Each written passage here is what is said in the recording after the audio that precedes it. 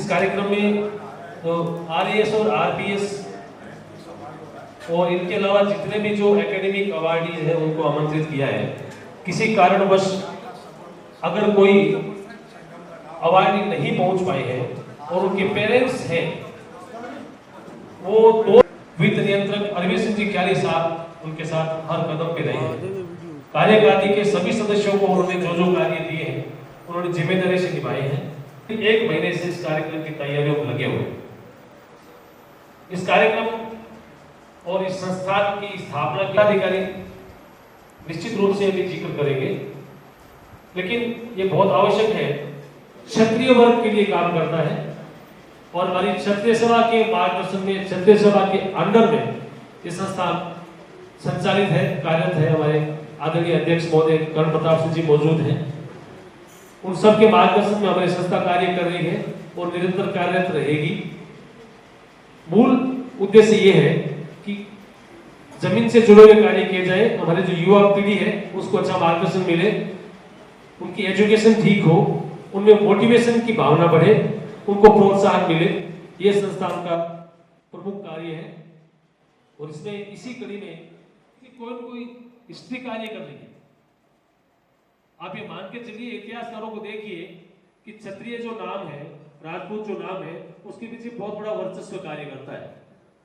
क्षत्रिय है, उन्होंने जो किया है वो परोपकार का हो, किसी भी स्थिति में हो, कहीं भी हो। हमारे जो दोनों की धरती के ढींगसरी गांव से जिन बच्चों नेशनल फुटबॉल टीम में और विजय हासिल की है, अब वो आगे भी नेशनल खेलने गई है।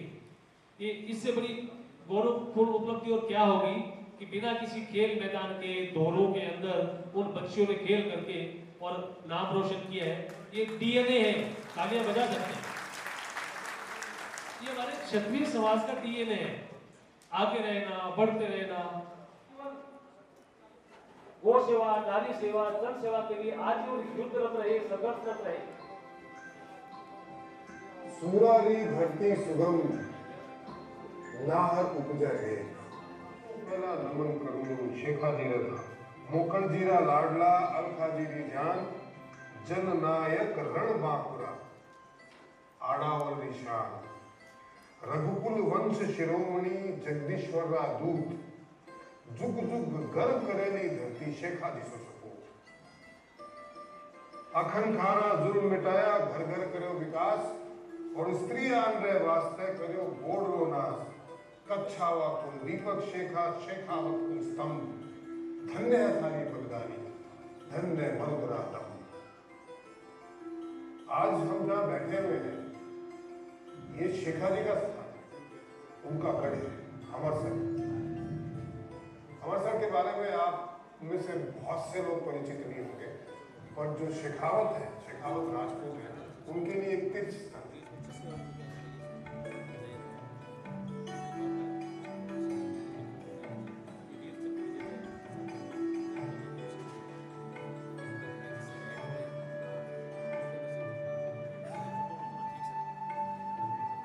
ये शेखावाटी क्या है? राजस्थान के 3 जिलों को मिला भूपति रहे वो सब शेखावाटी जिले। महाराज शेखा जी के जीवन काल में और उनके वंशजों के जीवन काल में पूर्ण संरक्षण दिया गया, सुरक्षा दी गई।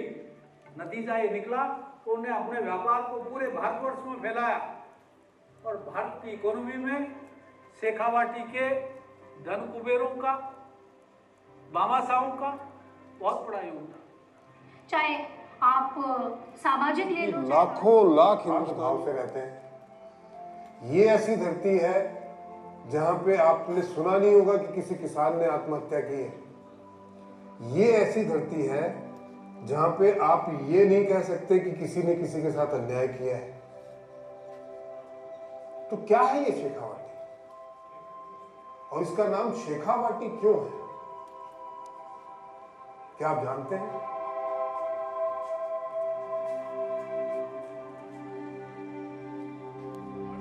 बहुत सारे लोग इस बारे में नहीं जानते और यही कारण है कि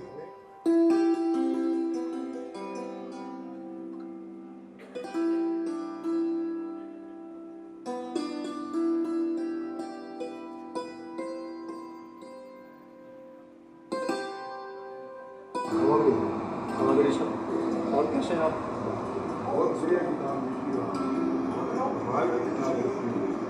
ये आपकी हिदायत है कि आप इतिहास के प्रशंसक हैं, आप इस तरह से काम कर रहे हैं और वास्तव में इस किताब को लिखने में एक ही खोज है। मेघराज जी साहब का एक बार तालियों से स्वागत करें। मैं आग्रह करूंगा अरविंद सिंह जी साहब से, भवानी सिंह जी साहब से, हमारे मुख्य अतिथि पद का जो सीट है उस पर विराजमान हो आदरणीय मेघराज जी साहब। साथ ही मेघराज सिंह जी के बाद में मैं हनुमान सिंह जी लाडूंगा साहब, हमारे जो क्षेत्रीय सभा के पूर्व अध्यक्ष और आज के कार्यक्रम के अध्यक्ष, जब तक मंच सचित हो तब तक तालियां बजा के स्वागत करते रहे। हनुमान सिंह जी के बाद में हाईली डेकोरेटेड हमारे आईजी साहब, पुष्पेंद्र की शोभा द्विगुणित हो गई है, क्योंकि आपकी जो प्रशस्ति है, आपका जो व्यक्तित्व है, उसका कोई मुकाबला नहीं है। कार्यक्रम में से समय निकाला है हम लोगों के लिए, हम बहुत तहे दिल से स्वागत करते हैं, बहुत इस्तकबाल करते हैं और सभी हमारे मेहमानों का जो हमारे बीच में रह नहीं सकता कि कहीं अव्यवस्था साहब को बर्दाश्त नहीं होती, किसी भी अव्यवस्था को सहन नहीं करते और सब काम व्यवस्थित ढंग से मंच पे शोभायमान समस्त हमारे आदरणीय मेघराज जी साहब, हमारे एमआरएस ग्रुप के founder, golden triangle hotel and palaces private limited के फाउंडर और मुख्य अतिथि में हम बहुत गौरव का भान करते हैं। और हनुमान सिंह जी लाडूंगा, हेम सिंह जी साहब का भी, क्योंकि कर्नल साहब हेम सिंह जी साहब कुछ असुविधा है, सेना में अगर किसी को शब्द मिलता है तो उसके लिए पूरा 1965 की लड़ाई में भंवर सिंह जी साहब ने दुश्मन के टैंक तोड़ दिए, गोलियां लगने के बाद भी। बशीरगंज से कितनी ही गोलियां लगी थी आपको, ये हमारे समाज से हम करते हैं। आपका स्वागत है हेमंत जी शेखावत, जिन्होंने 1971 की वार में तेजस्विनी शेखावत से मेरा आग्रह है कि बाल पे तिलक लगा के स्वागत करें हमारे बीच। मैं अभी सरस्वती वंदना के अब मैं आग्रह करूंगा हमारे अतिथियों से, सभी से कि कृपया मंच से उठकर नहीं होगा, चीफ गेस्ट से, हमारे विशिष्ट अतिथियों से कि कृपया उठ करके भवानी सिंह साहब से, अरविंद साहब से मेरा निवेदन है कि कृपया दीप जलाने में मदद करें। बहुत ऐतिहासिक क्षण है, बहुत ही खूबसूरत क्षण है, न केवल महाराव शेखावत जी संस्थान के लिए, पूरे क्षत्रिय समाज के लिए। तालियां भी बजाई सकते हैं जब शुरू कर दिए तो।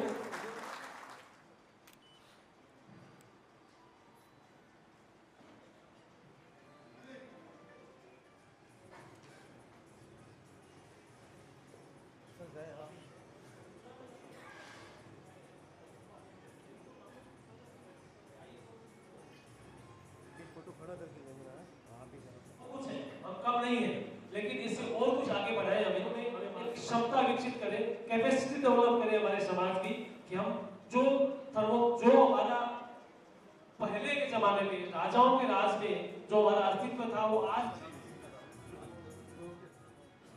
देखना।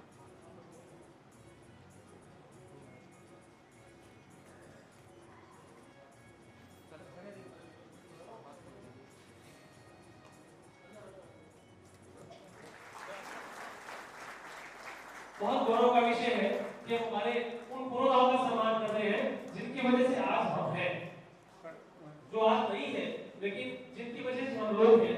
ये उनके प्रति श्रद्धा है, उनके प्रति सद्भावना है, उनको माल्यार्पण करके हमारे मुख्य अतिथि कार्यक्रम को गरिमा में बना रहे हैं। महाराव शेखा जी तो अपना साम्राज्य दिल्ली तक बढ़ाते ले गए थे और जीवन पर्यंत वो संघर्ष और साम्राज्य विस्तार में लगे रहे। उनके वंशज हैं, हम इसको कार्यक्रम को बढ़ा रहे हैं।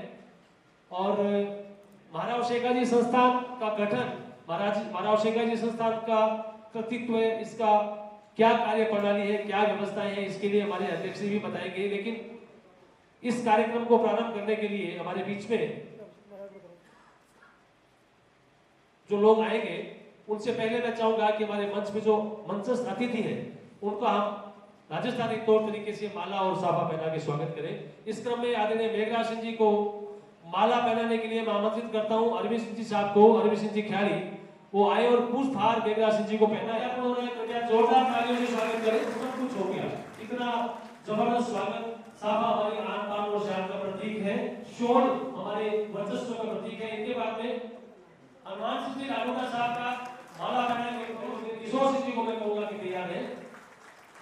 जी साहब का ये बहुत गौरव की बात है, ये बहुत अजीबोशान गौरव हमारे समाज का, इतने वयोवृद्ध लोगों का हम सम्मान कर रहे हैं। हाईली डेकोरेटेड हमारे आईजी साहब पुष्पेंद्र सिंह साहब, उनके सम्मान के लिए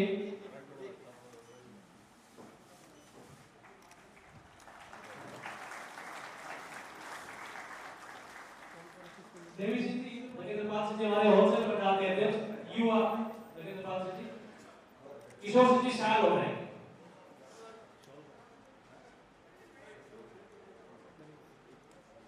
और इनके बाद में करण प्रताप सिंह जी का स्वागत करने के आमंत्रित करता हूँ। प्रमोद सिंह जी शेखावत पार्षद हमारे, ईश्वर सिंह जी चराना साफा पहनाएंगे, प्रमोद सिंह जी माला पहनाएंगे और लक्ष्मण सिंह जी कितनवाड़ शाल।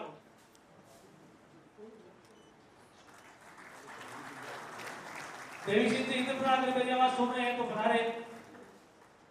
देवी सिंह जी इंद्रपुरा पधारे।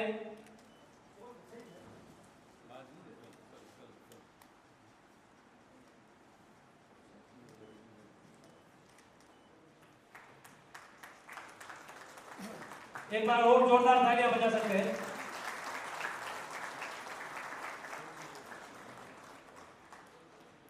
साफा और सोल बजा थे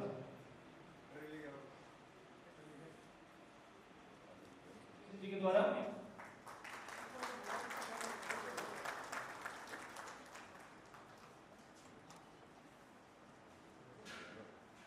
स्वागत है मंचस्थ हमारे सभी अतिथियों का एक बार दिल की गहराइयों से दिल स्वागत। लड़कियों ने जो बाजी मारी है विभिन्न क्षेत्रों में, ये एक ऐसे कंधा मिलाकर काम कर रही है, हमें हर क्षेत्र में आगे बढ़ा रही है। उनके अदृश्य हाथ हमको सफल बना रहे हैं। उन सबके सम्मान में मैं चाहूंगा कि एक बार जोरदार तालियां बजाएं। हमारी नागरिकता को, धर्म को, संस्कृति को, सबको साथ लेके हमें सच बनाती है। कार्यक्रम के अगली शर्त है और हमारी कार्यकारिणी के सदस्य हैं, वो पधारेंगे प्रकाश सिंह जी काली पहाड़ी, और संस्था के बारे में, उनकी संस्था की स्थापना, उनकी कार्यप्रणाली, कार्य योजना के बारे में 2 शब्द कहेंगे आदरणीय प्रकाश सिंह।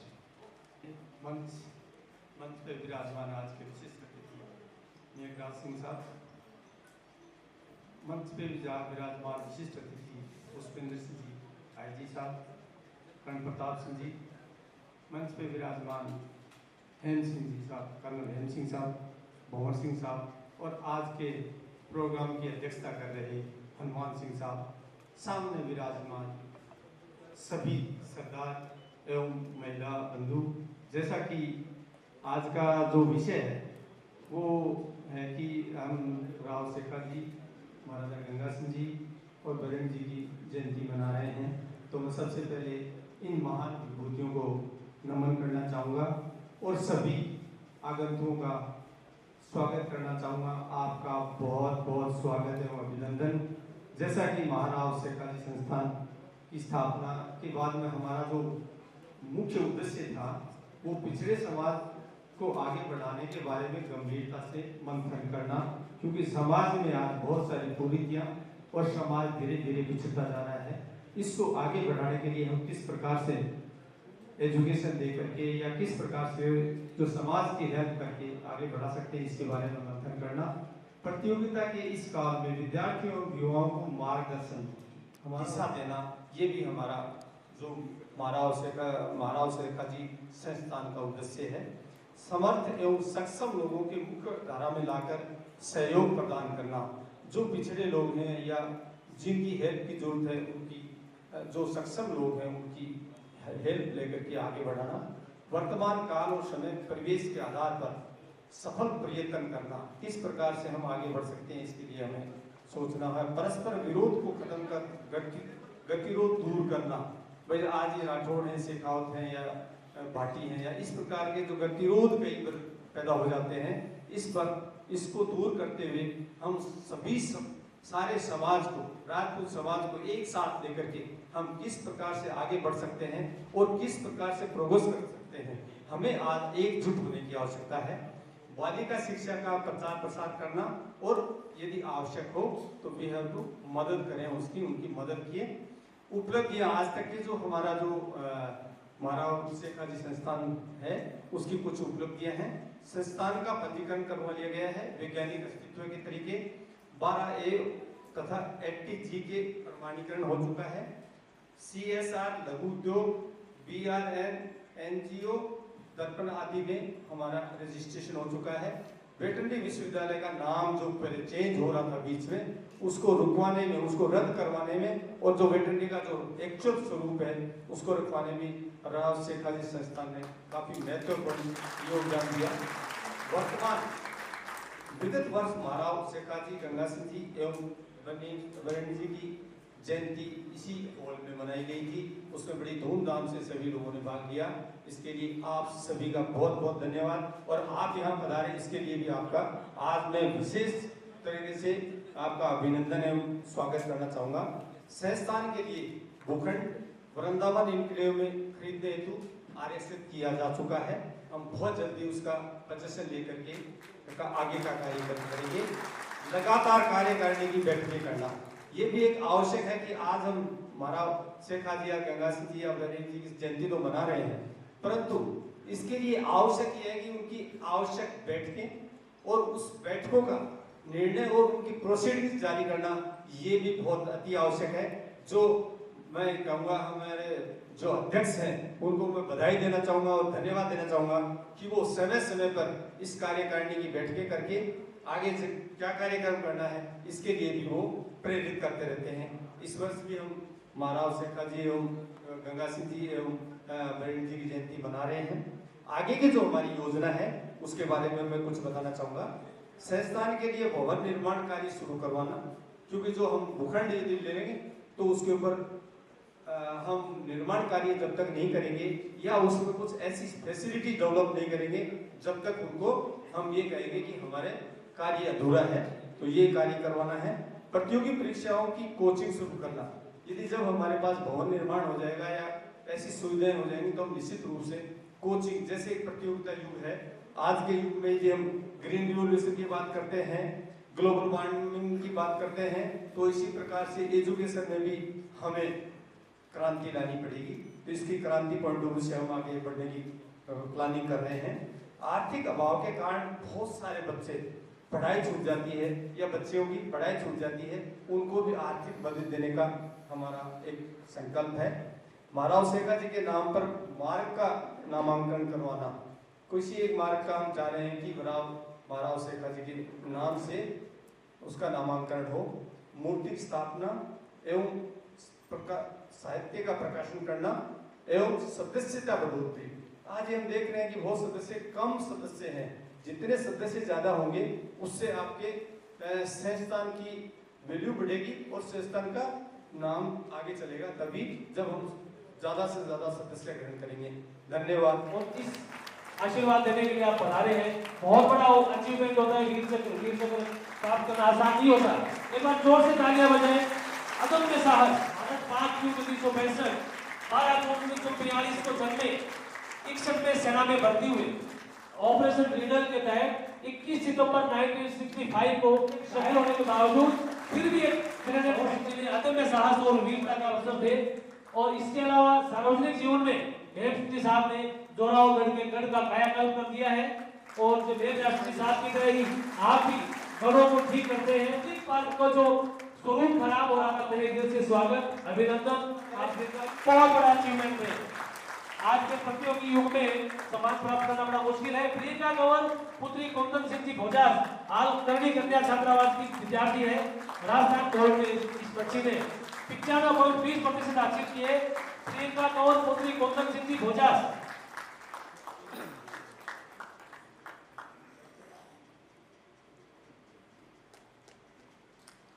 लाल कंवर पुत्री प्रमोद सिंह जी शेखावत कुंदन सर, इन्होंने राजस्थान माध्यमिक शिक्षा बोर्ड में 95.33% अंक अर्जित किए। बहुत को अवार्ड नहीं करेंगे, तो बच्चों ने 95% भी प्राप्त कर लिए। बहुत जोरदार बात है। खुशबू कंवर पुत्री गजेंद्र सिंह जी भावरा, ये भी कन्या छात्रावास की, हमारी करणी कन्या छात्रावास की सरोज भाई साहब के मार्गदर्शन में अध्ययन कर रही है। उत्साहवर्धन करें। इनके बाद में पायल कंवर डॉक्टर राजू सिंह जी चौहान। इन बच्चियों को संस्थान की तरफ से जो अवार्ड दिया जा रहा है अपने आप में बहुत महत्वपूर्ण। मैं बीच में बता दूं, 50 ग्राम चांदी का सिक्का है और वो फ्रेम में बंद बच्चों को याद रहेगा। महाराव शेखाजी का चित्र उस सिक्के में अंकित है। दीपावली के अवसर पर बच्चों को चांदी का सिक्का दिया जा रहा है। निकिता कंवर पुत्री मनोहर सिंह जी चौहान महावीर सिंह चौहान रामपुरा बस्ती निकिता के ब्रदरी हैं, इनका भी 97% नंबर है बच्चे के। जोरदार तालियां बजा के उत्साह करें। और चंद्रवीर सिंह जी के बाद चंद्रवीर सिंह के बाद में महेंद्र सिंह, रुक जाओ एक बार, अभय प्रताप सिंह जी रुक जाओ। हासिल की है, बहुत बड़ी बात है। और उसके अत्यंत यूनिवर्सिटी से वंचित रह गई। इस बच्चे के लिए जोरदार तालियां बजाएं। इस बच्चे के नंबर काटे हैं तो ये बोल के काटे हैं कि नंबर काट लो, नंबर काटने की गुंजाइश है। 100 में से उसका हौसला बढ़ाए। और ये भामाशाह हमारे, हम सब बच्चे के लिए भामाशाह होते हैं। छोटी सी हमारी मदद बच्चों को कहीं आगे भेज सकती है। हमारी सुमन कौर डी से वंचित रह गई, ये भोजन की बच्ची गांव के कच्चे मकान, उनका सिंह बढ़िया स्वान किलो का संस्थान की तरफ से दिया जा रहा है। तो क्या बहुत बड़ा अचीवमेंट है, मार्शल आर्ट का गेम है स्वान किलो। बहुत कुछ फुर्ती और ताकत चाहिए इसके लिए।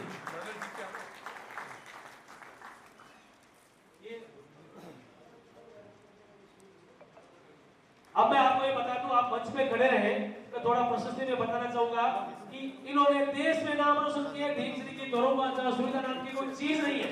और ढींगसरी क्या गांव है, आप हम सब जानते हैं। इस उपलब्धि के लिए बाकी सब आप गौरव की बात है कि उसमें 2 लड़कियां जाटों की भी है, जो राधा गोदारा और मुन्नी बाबू, उनको भी हमने सम्मानित के साथ बच्चों को ट्रैक सूट और शूज भी दिए गए हैं, जो विक्रम सिंह जी को हैंड ओवर किए जा रहे हैं। 51,000 रुपए का चेक उनको दिया जा रहा है हमारा और शेखा जी संस्थान की तरफ से। हालात मैं राहुल से कहूंगा कि फुटबॉल एकेडमी का जरा वो बिना आवाज की वीडियो चलाए। फुटबॉल एकेडमी की क्या हालत है ढींगसरी वाले की, कृपया आप सब देखें। रेट को मकान देगा कि भीड़ सुन रही है, उनके लिए सम्मान पे तालियां बजाएं। मैं समझता हूं कि धन्य है विक्रम सिंह जी, जिन्होंने रेलवे की नौकरी को दांव पे लगा रखा है। डॉक्टर मनोहर सिंह जी राजवी, दस्सू कंवर डॉक्टर सवाई सिंह जी राजवी, हंसा कंवर डॉक्टर अशोक सिंह जी राजवी, मुन्नी बाबू डॉक्टर भोमाराम बाबू, दुर्गा कंवर डॉक्टर नथु सिंह जी राजवी, राधा गोदारा डॉक्टर भोमाराम गोदारा।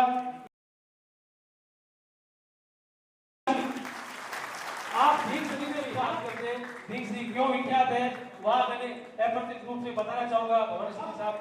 इस जो ये बच्चे हैं जो अंडर 20 है, उनके मासोसा जी धर्मवीर सिंह साहब हमारे बीच मौजूद है। मैं आग्रह करूंगा बैंक ऑफ इंडिया के नेशनल लेवल के ऑफिसर जो अभी भी सेवानिवृत्त हुए, इन्होंने भी अपने आप में हमारे वो गौरवपूर्ण नाम दिया है शेखावत समाज को। आदरणीय शोभा सिंह जी के नाम गौरव सिंह जी के सुपुत्र भानु प्रताप सिंह जी रोहा, उनके सम्मान के लिए मैं आमंत्रित करता हूं। दोनों है पापा जी और काका साहब दोनों मौजूद हैं, बहुत गौरव की बात है। एक बार जोरदार तालियां बजाएं भानु प्रताप सिंह जी के लिए। आपका बहुत बहुत धन्यवाद, आपका बहुत स्वागत कि आपकी वजह से आपके पुत्र ने ये अचीवमेंट हासिल किया है। ये आपके मार्गदर्शन की और शिक्षा की ही वजह है। आदरणीय देवेंद्र सिंह जी भाटी, कुछ और रघुनी देवेंद्र सिंह जी भाटी जो राजस्थान पुलिस सेवा में चयनित हुए 113 रैंक से। देवेंद्र सिंह जी के परिवार से भी है परिजन। शिशुपाल सिंह जी सोडा, पुत्र संग्राम सिंह जी सोडा, ये बच्चों से है, उनके परिजन भी अगर आए हैं तो आग्रह है कि वो 44 रैंक से शिशुपाल सिंह जी सोडा ने आरपीएस में कोचिंग ले रही है, पढ़ रही है। एक बार जोरदार तालियां बजाएं हमारी माता के लिए। डॉक्टर सरोज राठौर नाम के जोधा फैमिली से बिलोंग करती है और लाडू का शेखावत परिवार में बहुत बहुत धन्यवाद। आज विजयदशमी के उपलक्ष्य में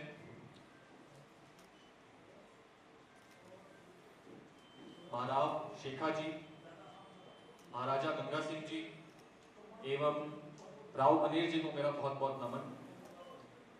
मंच पे उपस्थित आज के मुख्य अतिथि श्री मेघरा सिंह जी, अध्यक्ष श्री हनुमान सिंह जी, विशिष्ट अतिथि श्री पुष्पेंद्र सिंह जी, श्री करण सिंह जी, श्री हेम सिंह जी, श्री भंवर सिंह जी एवं आयोजककर्ताओं में श्री भवानी सिंह जी, श्री महेंद्र सिंह जी एवं अरविंद सिंह जी को मेरा बहुत बहुत नमस्कार। और आज आप लोग इतने भारी संख्या में यहाँ पे पधारे हैं, आप सब लोग को मेरा बहुत बहुत नमस्कार। और जितने भी विद्यार्थी हैं एंड ऑफिसर्स हैं जिनको आज सम्मान मिला है, उनको भी मेरी तरफ से बहुत बहुत शुभकामनाएं। मेरा नाम जयंत सिंह राठौर है, मैं 2021 बैच का IAS अधिकारी हूँ। मूल रूप से हम लोग चूरू के रहने वाले हैं, बट पिछले कुछ सालों से बीकानेर में निवास कर रहे हैं। हाल में गुजरात में मैं कार्यरत हूँ और बहुत खुशी है मुझे, और बहुत धन्यवाद देता हूँ आप सब लोग को कि आपने मुझे आमंत्रित किया और मुझे कहा गया है कि मैं अपनी जो जर्नी रही है यूपीएससी की, उसमें कुछ अपनी बातें शेयर कर सकूं। और बहुत खुशी भी है इस बात की कि आज खासकर गर्ल्स का जो प्रपोर्शन देखा और उनका जो सक्सेस देखा है, उससे एक बात ये पता चलती है कि हम लोग बहुत सही दिशा में काम कर रहे हैं और सही मोटिवेशन के साथ, डेडिकेशन के साथ, हार्डवर्क के साथ अगर हम लोग काम करें तो हम लोग बहुत अच्छे रिजल्ट्स प्राप्त कर सकते हैं।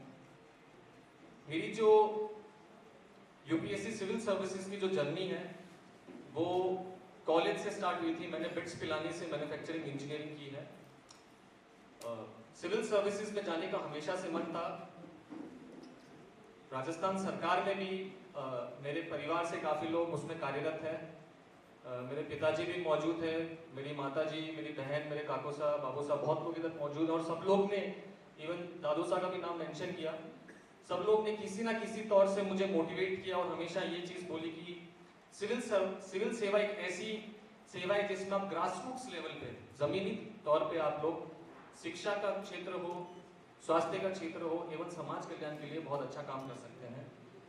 तो मैंने अपने तीसरे साल में ये डिसाइड किया कि प्लेसमेंट्स के बजाय मैं सिविल सर्विसेज की तैयारी करूँगा। एंड आई वॉज फॉर्चुनेट कि फर्स्ट सेकंड में मैंने सिलेक्शन हासिल की। और कुछ चीज़ें हैं, बहुत सारे यंग लोग हैं, आई थिंक उनके लिए भी बहुत अच्छा मंच है जिसमें मैं उन लोग के साथ कुछ चीज़ें शेयर करना चाहूँगा जो मेरे जर्नी में मुझे बहुत हेल्प की। सबसे इम्पॉर्टेंट चीज़ हम लोग इधर डिस्कस कर रहे थे, and congratulate all the young students who have achieved really well in their exams. 3 सबसे मुख्य चीज़ है आप लोग कोई भी परीक्षा के लिए प्रिपेयर करते हैं, एंड ये ना केवल परीक्षा बट आपकी ज़िंदगी के पटल के लिए आप किसी भी चीज़ की तैयारी करते हैं तो बहुत आपको सहायता करती है। सबसे पहली चीज़ है हार्डवर्क। हार्डवर्क का कोई ये जो ओवरऑल जो कंपटीशन एग्जाम का ये नेचर ऐसा है कि आप लोग को बहुत ही अच्छी तरीके से स्ट्रेटेजाइज करना पड़ेगा। तो first is hard work, second is perseverance, मतलब आप लोग को डटे रहना है। बहुत बार ऐसा होता है कि हम लोग को सेटबैक्स लगते हैं, बहुत बार ऐसा होता है कि फेलियर्स मिलते हैं डेली बेसिस पे, तो हम लोग को निराश नहीं होना है और पेशेंस की जो चीज़ बोलते हैं कि हम लोग को धैर्य रखना और साथ में अपने जो गोल है उसकी तरफ फोकस करते हुए आगे बढ़ते जाना है। मेरा जो प्रिपरेशन था उस टाइम पे कोविड का लॉकडाउन लग गया था, 2020 की बात है। 2020 में मेरा ग्रेजुएशन हुआ था और 2020 के मार्च में लॉकडाउन लग गया था। तो जितनी भी पढ़ाई थी, बात की, वो सारी मैंने घर रह के की थी। और उस चीज़ में जो मुख्य तौर से मुझे जिस चीज़ ने हेल्प किया that was the use of internet. आजकल हम लोग सोशल मीडिया और इंटरनेट के ज़माने में रह रहे हैं। ये एक तरीके की दो धारी तलवार है। अगर आप इसको सही तरीके से यूज करते हैं तो आपको बहुत हेल्प होगी। वहीं अगर सोशल मीडिया का हम लोग दुरुपयोग अगर करते हैं तो हम लोग दूसरी दिशा में जा सकते हैं। तो इसीलिए इंटरनेट पे आजकल इतनी सारी फैसिलिटीज प्रोवाइड की जा रही है। मैंने अपना टेलीग्राम चैनल भी बना के रखा हुआ है। मैं जो आयोजक करता है इनके साथ अपना लिंक शेयर कर दूंगा, t.me/जयंत ऋषभ। उसमें मेरे जितने भी नोट्स हैं यूपीएससी से रिलेटेड, ऑप्शनल से रिलेटेड, वो आप लोग देख सकते हैं। उस पर ऑलरेडी 16,000 लोग हैं पूरे भारत से, वो लोग जुड़े हैं उस पर। और उन नोट्स के माध्यम से, डिफरेंट टॉपर्स के नोट्स के माध्यम से आप लोग अपनी एक स्ट्रेटेजी बना सकते हैं।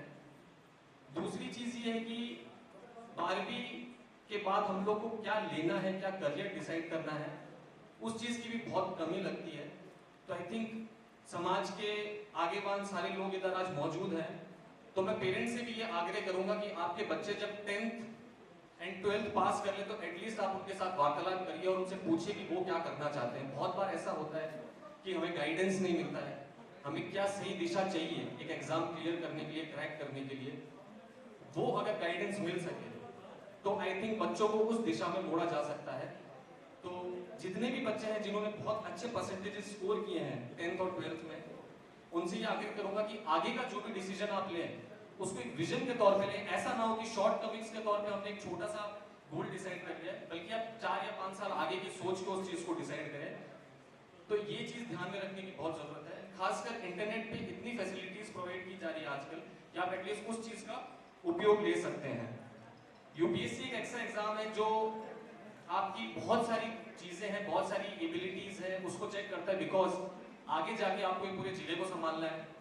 एंड बीइंग अ कलेक्टर आप लोग को ये चीज पता होनी चाहिए कि सारे डिपार्टमेंट्स कैसे काम कर रहे हैं, जितनी भी स्कीम्स हैं उसका अच्छे से इम्प्लीमेंटेशन हो ग्रास रूट्स लेवल पे, वो सब पता होना बहुत जरूरी है। इसीलिए हमेशा फोकस करें वाई पे रादर देन व्हाट। अगर बहुत लोगों से पूछें कि अभी नेशनल एजुकेशन पॉलिसी, राष्ट्रीय शिक्षा नीति का सरकार ने अभी इम्प्लीमेंटेशन किया है, तो व्हाट तो बहुत लोग बता देंगे, बट उसका वाई क्या है, दैट इज रियली इंपॉर्टेंट। तो आप लोग भी अपना वाई, क्यों जो कारण है वो हमेशा जाने, और आप लोग को एक ऑफिसर क्यों बनना है उसका वाई जानना बहुत जरूरी है। अगर वाई स्ट्रांग होगा तो आप लोग बाद में जाके जितनी भी मेहनत है वो आप लोग अच्छे से कर सकते हैं। तीसरी चीज है कि आप लोग अपना टाइम मैनेजमेंट किस तरीके से करें। मेरे साथ बहुत बार ये इशू होता था कि लगातार बैठ के पढ़ना मेरे लिए बहुत कठिन रहता था, बिकॉज इंजीनियर आप रहते हैं तो यूजुअली आप लोग प्रैक्टिकल असाइनमेंट्स पे काम करते हैं, बैठ के पढ़ने वाली जो प्रैक्टिस थी वो छूट गई थी। तो मैंने अपने लिए ये स्ट्रेटेजी बनाई थी कि एटलीस्ट 1 घंटा पढ़ाई करूँ और बाद की जो 3 या 4 मिनट या 5 मिनट उसका ब्रेक ले लीजिए, उसमें आप कुछ भी कर सकते हैं, थोड़ा आप रिलैक्स कर सकते हैं। और ऐसे 1-1 घंटे के बाद 5-5-10 मिनट के जो ब्रेक आप लोग लें, और ऑन एन एवरेज 7 से 8 घंटे की पढ़ाई रखें, आप न्यूज़पेपर अच्छे से पढ़ें। And it is very important, बहुत लोग ये करते हैं कि नींद के साथ कॉम्प्रोमाइज करते हैं, जिससे आपका आगे जाके हेल्थ बहुत खराब होता है। तो at least diet and sleep, these are also very important. Vijayadashami पवित्र दिन है। आज ही के दिन बीकानेर महाराजा गंगा सिंह जी बहादुर का जन्म हुआ था। क्षेत्रीय समाज आज यहाँ बीकानेर के 3 शूरवीरों शिरोमणि महाराज शेखाजी, महाराजा गंगा सिंह जी और राव बनीर जी की जयंती मनाते हुए इकट्ठे हुए हैं। समाज के लिए बड़े गर्व की बात है, महाराज शेखाजी संस्थान ने मुझे अरविंद सिंह को यह राव बनीर जी के बारे में बोलने का अवसर दिया। इस हेतु मैं संस्थान के पदाधिकारियों का आभार मानता हूँ। राजपूतों के 36 राजवंशों में से एक श्रेष्ठ कुल सूर्यवंशी राठौड़ को माना गया है। सूर्यवंशी राठौड़ ने अपनी उपस्थिति हमेशा सिद्ध की है, इसी कारण इन्हें रणपाका राठौड़ कहा गया है। क्षेत्रीय परंपरा के अनुसार बनीर जी ने सूर्यवंशी राठौड़ कुल जन्म लिया है। रावत कांदर जी के बड़े पुत्र रावत बाघ जी हुए और बाघ जी के बड़े पुत्र राव बनीर जी से बनीरोध राठौड़ों की उत्पत्ति हुई। बनीर जी का जन्म विक्रम संवत 1530 ईस्वी सन 1473 में हुआ। राव बनीर जी सासी निर्भर प्रतिज्ञा पालक वंश की कुल परंपरा को निभाने वाले शूरवीर थे। वे परामर्श कार्यों हेतु हमेशा तत्पर रहे तथा अपने अधिकतर जीवन युद्धों में बिताया। बनीर जी ने बीकानेर राज्य के हित हेतु कई युद्ध लड़े। राव सिंहाजी ने कन्नौज उत्तर प्रदेश से राजस्थान के पाली सर्वप्रथम प्रवेश किया। इसके लिए यह दोहा प्रचलित है, 1200 के 92 पाली कियो प्रवेश, सिया कन्नौज छोड़ के आयो बरुदर देश। छोटे बड़े 14 ठिकानों को समाप्त कर बीकानेर राज्य की स्थापना की गई थी। उनके संबंध में यह दोहा प्रचलित है, काका काम दज रात भतीजरे सज बाजो बरसा, जिन कांदल बाजे जावर चावत भूमि चार। प्राचीन कवियों के अलावा अर्वाचीन कवियों ने भी कांदल जी की प्रशंसा में दोहे कहे हैं, जो इस प्रकार है। जंगल दर्रा जीतिया कांदल चाव ते कोट, पायो बीके राजपद उन धारारी गोल। कांदल बाके पियर रो सीधो सरल स्वभाव, उपत कियो भतीज ने आप रहो उमराव, उपत कियो भतीज ने आप रहो उमराव। राव बनीर जी के अंतिम विवाह के विषय में एक जनभूति तथा चूरू मंडल के शोधपूर्ण इतिहास फुटनोट में उल्लेख है कि अकाल पड़ने पर बसंतपुर भाटी सरदार अपने पशुओं के साथ खारिया गांव चूरू आया। इनके एक कन्या विवाह योग्य थी। भाटी सरदार ने इस कन्या के संबंध के लिए अपने पुरोहित को नारियल देकर गंगू के राव बनीर जी के बड़े पुत्र मेघराज जी के लिए भेजा। बनीर जी ने हंसी में कहा, जवानों के लिए टिक्का आता है, हम तो अब बूढ़े हो गए हैं। यह बात सुनकर पंडित जी के बड़े पुत्र मेघराज जी ने निर्णय लिया कि भाटी का कन्या विवाह पिताजी के साथ ही होना चाहिए। उन्होंने यह घोषणा की, भाटी कन्या से जो पुत्र होगा वही गागू का स्वामी होगा। हुए महादेव जी, अंचलदास जी, महेशदास जी, जैत जी हुए। बनीरोतों के राव भाट भंवर सिंह जी की भाई के अनुसार राव बनी जी के 4 रानियां मंगल्या प्यार कंवर जी, रूप कंवर जी भटियानी मान कंवर जी और वसंतपुर जी अक्षर देव भटियानी जी। राजवी भाई भाट के अनुसार बनी जी के 10 बेटे 2 बेटियां थी। झांसन के पास कांदल जी से युद्ध होते हुए राठौर सेना स्थित हुई। उस सेना में राव जोधा जी, बीका जी, पिताजी आदि सभी राठौर जोधपुर बीकानेर से सम्मिलित थे, जो कि गांव में टांके लगे होने के बावजूद चाचाबाद से राव बाग जी आए और कहा, पिताजी का बदला मैं अपने हाथों से गांव के टांके खुल गए और दुश्मनों से बदला लेकर वे वही वीरगति को प्राप्त हुए। उसी समय बनेर जी छोटे उम्र में होने के कारण असली हकदार होते हुए भी राउत ताई का टीका राव बनीर जी को न देकर बीका जी ने उनके चाचा राज सिंह को दिया। इसके बाद राव बनीर जी सातु सावा आकर रहे। कुछ समय बाद उन्होंने अपना ठिकाना मेलूसर चूरू में कायम किया। यहाँ पर राव बनीर जी ने एक तालाब का निर्माण कराया, जो आज भी बनीर सागर के नाम से जाना जाता है। इससे बाद बनीर जी ने गागू से चौहानों को हराकर सन 1512 के आसपास अपना नया ठिकाना गागू में स्थापित किया। राव बनीर जी ने अपने राज्य हित के लिए कई युद्ध लड़े। कुछ उदाहरण इस प्रकार है। राव जोधा जी ने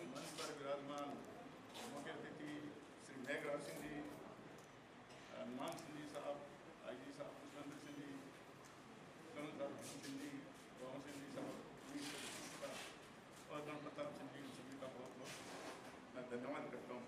महाराजा गंगा सिंह जी बीकानेर के 21वें शासक थे।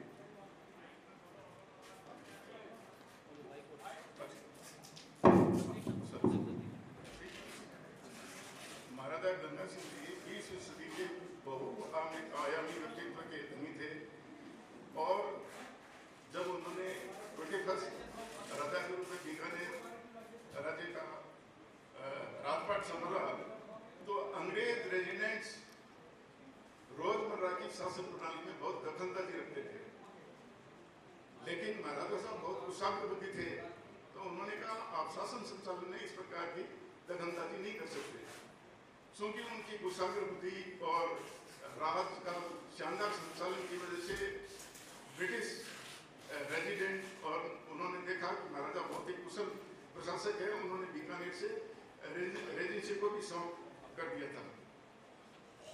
प्रथम विश्व युद्ध के दौरान जो ब्रिटिश इंपीरियल वॉर काउंसिल में अकेले गैर अंग्रेज सदस्य थे महाराजा साहब, अदरवाइज तो उस इंपीरियल में सारे गोरे अंग्रेज हुआ करते थे। महाराजा साहब का जो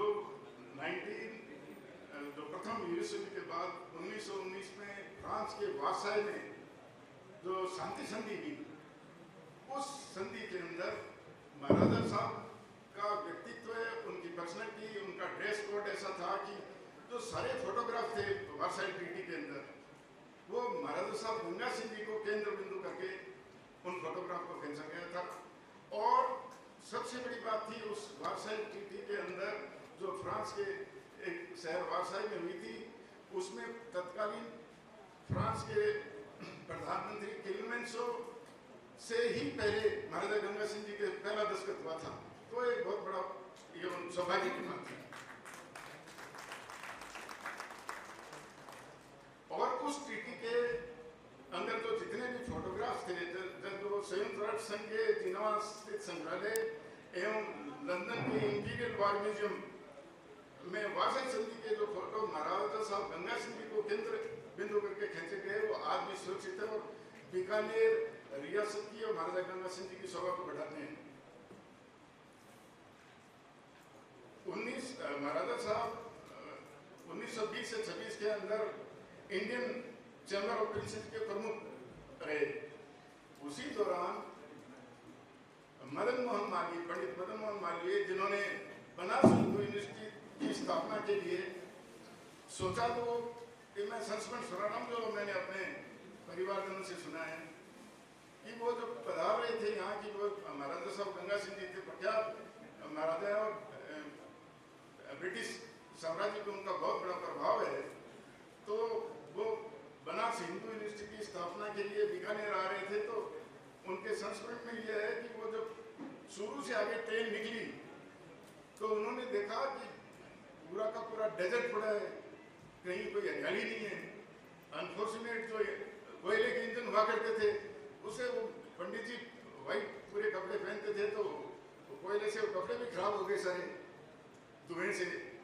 तो वो चूंकि बीकानेर पधारे, जैनिस के अच्छे संबंध थे, तत्कालीन जो भी ये स्वतंत्र संग्राम के लिए लड़ाई चालू कर चुके थे उन लोगों से भी, तो उन्होंने उनके मालवीय जी के सम्मान में दरबार का आयोजन किया और उन्होंने बोला कि जो मदन मोहन मालवीय जी जिस काम के लिए पधारे हैं, विश्वविद्यालय की स्थापना, बहुत बड़ी बात है, लेकिन पिछले 5 साल से लगातार बीकानेर ट्रॉट झेल रहा है, अकाल झेल रहा है।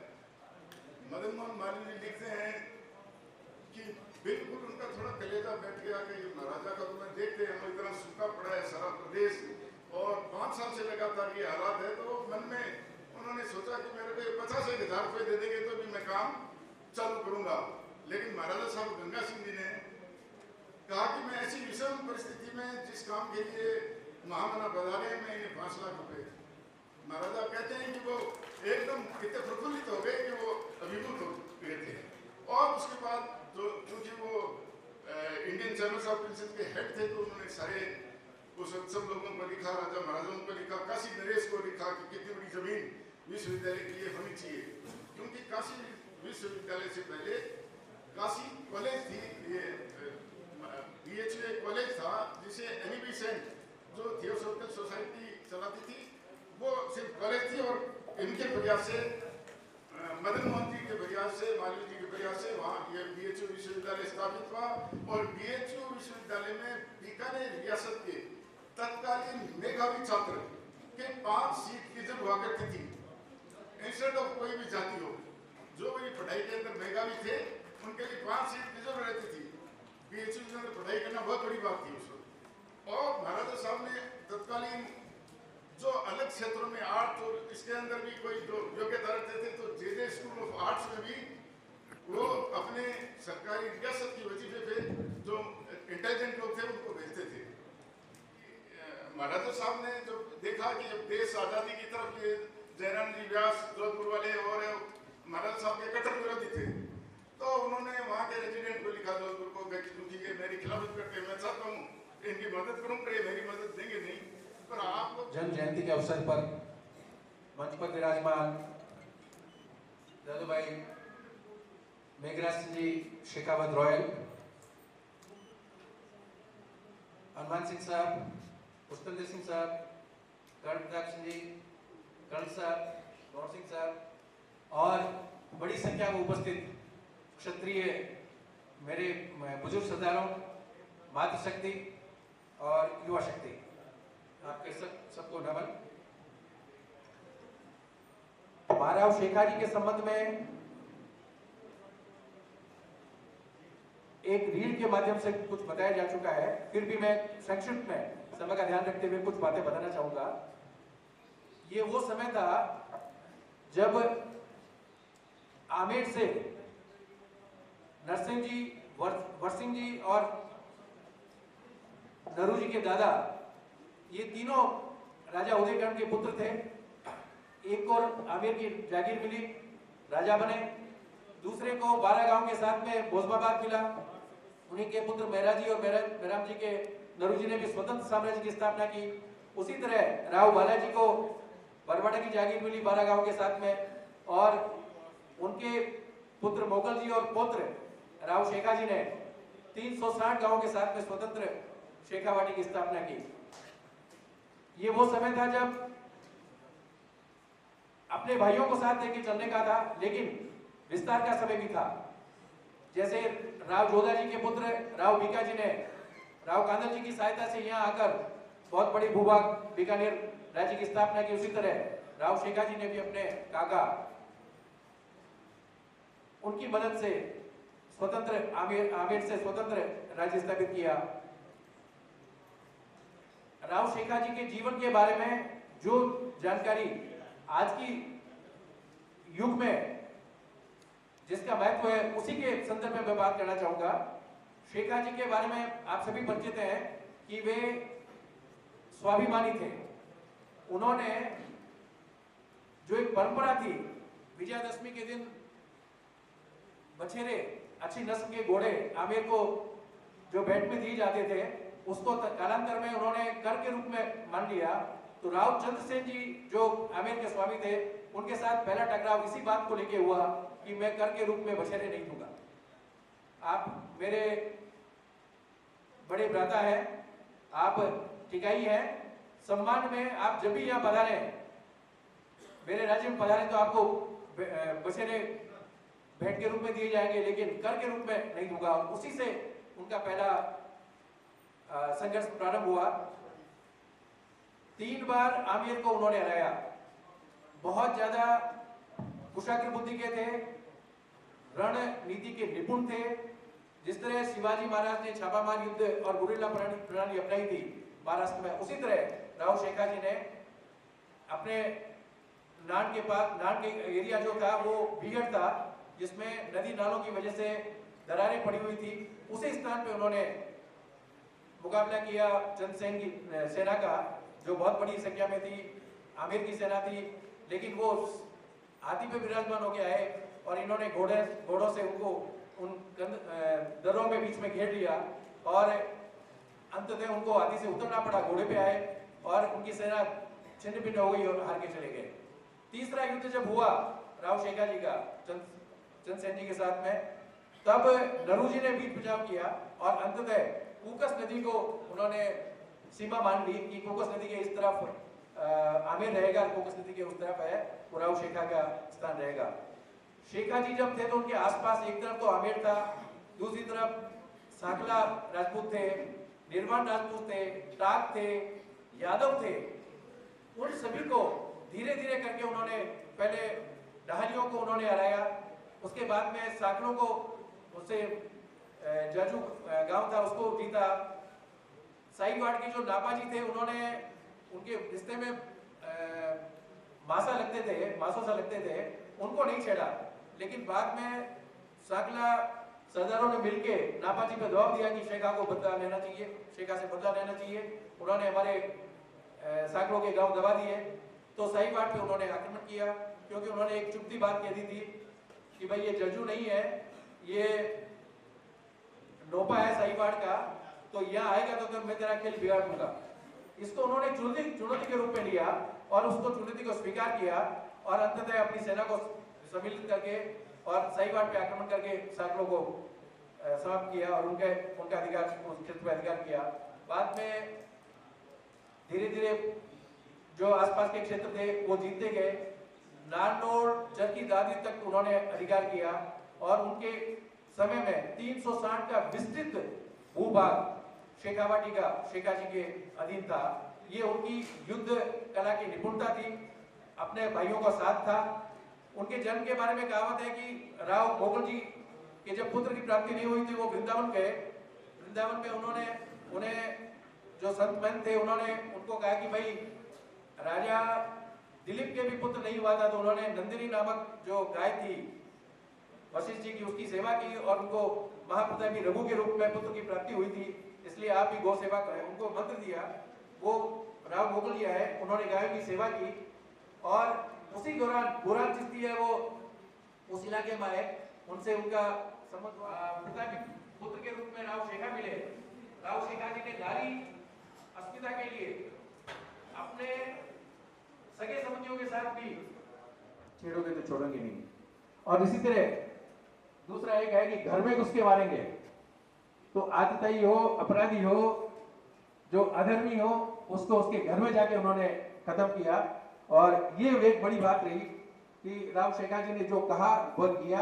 और आज ईश्वर के व्यवसाय के क्षेत्र में बघेला सिंह साहब रॉयल है वो शेखावत बने और भी बहुत से हैं क्षेत्र में। ये कोई शेखावत और राठौड़ों की या भाटी और सोड़ों की बात नहीं है, हम सब सगे गिनायत है आपस में। सबके घरों में, हमारे घरों में भी राठौड़ विराजमान है, हमारी बेटियां भी राठौड़ों के गई हुई है। हम आपस में मिलजुल कर कैसे आगे बढ़े, ये समय है। और केवल दो ही बात और कहना चाहूंगा कि बहुत ही सारगर्भित बात कही। महाराव शेखा बहुत महत्वाकांक्षी थे, युद्ध लड़ते रहे, बहुत वीर थे और साम्राज्य को दिल्ली तक विस्तार कर लिया था। समय अगर उनको मिलता तो इतिहास बदला हुआ होता। बहुत बहुत धन्यवाद महाराव शेखा जी के बारे में अपना सुंदर